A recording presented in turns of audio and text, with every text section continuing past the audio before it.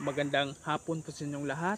So ngayong hapon, meron akong i-share sa inyo na tips sa mga merong GCash account.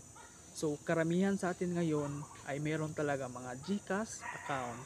Kasi napaka-advantage nga kasi pag may GCash account ka, anytime, anywhere, pag may mga emergency, lalong-lalo na paggabi, ay talagang pwede kang makapag-transact kasi pwede na pong online. Merong 7-Eleven, merong mga banking o mobile banking na pwede mo i-transfer.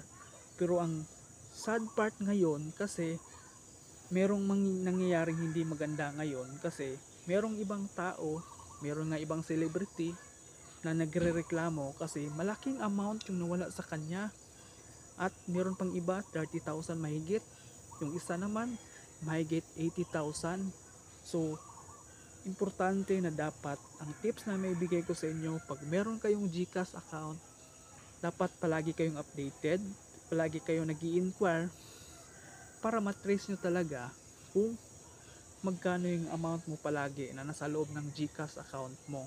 Kasi dapat ang ma-share ko na idea ay dapat wag nyong ilagay lahat yung pera nyo sa GCash number mo kasi pag yan may magloko, talagang isang idlap lahat ng pinagpaguran mo, lahat ng inipon mo, pag nilagay mo dyan, pag merong mga hacker ay talagang mawawala lahat ng pera na pinaghirapan mo. Kaya tips ko, kailangan wag lahat ng pera ilagay sa GCash. Mas maganda or mas safe talagang dun nyo ilagay sa mga bangko na talagang kilalang bangko para mas safe yung pera mo na hindi basta-basta mawawala sa isang iglap.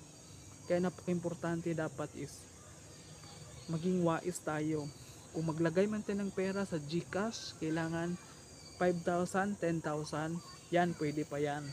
Pero pag umabot na ng 50,000 pataas, 100,000, 200,000, naku po, napakadelikado po kasi pag maraming ganyang nangyari na nawawala bigla yung laman ng kanilang GCash account nila na may laman ng malaking amount, so sayang kasi biglang nawawala. Kaya importante pa rin na dapat yung pera nyo na pinaghirapan nyo, pinagpaguran nyo, pinagpawisan nyo ay talagang ilagay nyo na lang sa safe na bangko na pwede nyong ilagay yung pera nyo na pinaghirapan nyo tapos ngayon biglang nawawala. Ito yung isa sa problema ngayon kasi maraming nagrereklamo talaga. Kaya sana masolusyonan talaga to ng GCash kung bakit ganito ang nangyayari. Kasi may iba nagrereklamo, bigla na lang may nag-withdraw sa account nila na libo-libo na hindi nila kilala kung sino.